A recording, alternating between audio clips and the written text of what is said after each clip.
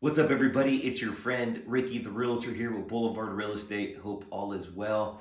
And we're back to Raw and Uncut Real Estate. Thanks so much, everybody, for joining us. We're extremely grateful to have you here, and we're just extremely excited to get you some information. And today is Raw and Uncut Real Estate episode number 26, you guys. We're gonna do we're doing a couple episodes. Let's say like maybe a little short series, I would say, just mainly focused on the current situation in the real estate market for buyers and different, I would say, tactics and just some creativity that us as agents can do on we just kind of some tips and tricks and just a little insight on what we can do on offers to get you an acceptance. And today we're going to be talking about appraisal. We have talked about contingencies in the past, talked about removing contingencies, what that means, and just non-contingent means you're taking the home as is. You're assuming the risk, taking the home in its current and present condition. But I will tell you guys, in the contract, it's already specified that you're buying the home as is, but you're always entitled to do inspections. Therefore, there is an investigation, inspection, contingency, where buyers can elect to do any and all inspections that they wish, and they can always ask for any repairs. But we're going to be diving in a little deeper. We're not going to just be talking, excuse me, primarily just about inspections, but more specifically about appraisals, because that's a major contingency as well. It's very important.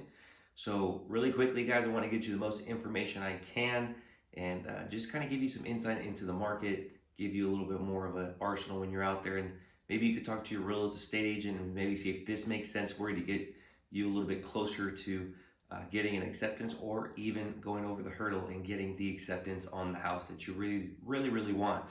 That house that kind of checks all the boxes that will allow you to be a little bit more risky per se. But I will tell you that there's different ways to do this, different ways to make yourself look more appealing to the sellers when you're in a very saturated buyer's market right now, where you're going up against a lot of competition. So more specifically, before we go off on a huge tangent here, guys, it's appraisal.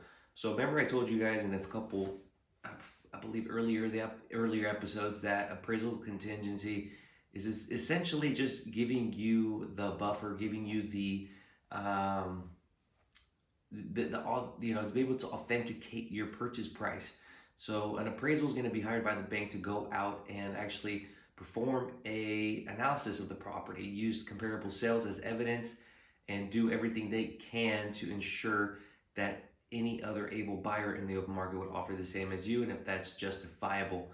So they're going to be looking at all the information they can that's available to them to ensure that what you offered is pretty much acceptable in their eyes, and that it's worth that in the open market. And they, like I said, they're going to do a huge analysis to then submit a report to the lender that will be used to satisfy your appraisal contingency. So I can tell you that some people do remove this, and they're essentially just saying that they're willing to buy the home no matter what, which puts you at a higher risk, you guys. So just using round numbers, say we're buying a $500,000 house. If it comes in at 450 and you remove your appraisal contingency, well, guess what? You better have another contingency in place if you do not want to spend that extra 50 grand, or you're going to have to spend that 50 grand to cover the discrepancy, the margin there between what you offered up here and what the appraised value was. A way to be creative, guys, a way to be extremely creative and to make you stand apart is going to be you committing an X amount of dollars. That X amount is something that you're comfortable with. I would talk to your lender about this, because many times you can actually cover a good amount if you have quite a hefty down payment. So if you're putting in 20%, 25%, depending on how much you're putting down, you may be able to offset some of that discrepancy in the appraisal and purchase price to cover that from your down payment. Ultimately, the goal is never for this to occur. We always will coach our clients and let them know if we're being a little too aggressive and if we're really willing to push it because they really want the property. But a way to offset this and to still keep your appraisal contingency but make you look competitive, guys, is to essentially tell the sellers, agree on a specific amount that you're willing to contribute. So say for this instance, back to our earlier example, if it appraises at 450 and I offered 5, if I said I would be willing to put down an additional $15,000 above the appraised value, not to exceed the purchase price, that's the important kicker there, not to exceed the purchase price, you don't want to pay any more than what you're offering, that certain amount that you're able to come up with. So say it's 15,000. At this point, I'm only paying 465. I'm paying 450 what it appraised at plus the extra $15,000.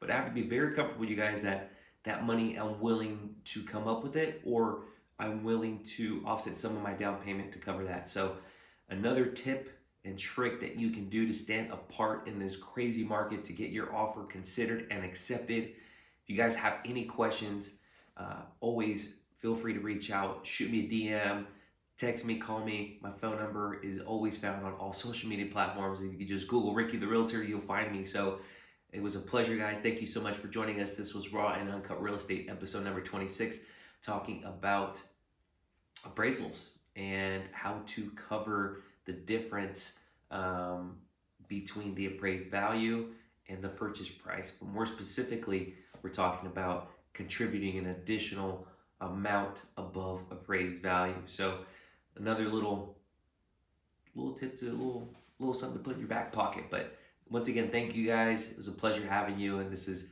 Ricky J. Alvarez, Ricky the Realtor of Boulevard Real Estate. Thanks again. Have a great one. We'll talk to you very soon.